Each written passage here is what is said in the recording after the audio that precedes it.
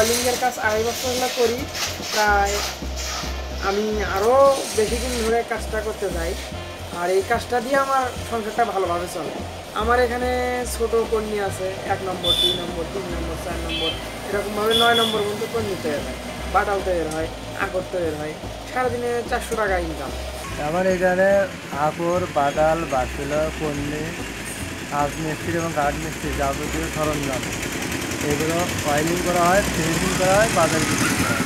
এই কারখানায় প্রায় 300 ডজন মাল ডেলিভারি হয় প্রতিদিন। গড়ে ধরেন 30 থেকে 40 ঘর আমাদের একটা কারখানার আয়তন আছে, 30 থেকে 40 জন আর কি। হ্যাঁ, এগুলো আমরা হয়তো ঢাকায় দিচ্ছি, সিলেট দিচ্ছি, চট্টগ্রাম দিচ্ছি।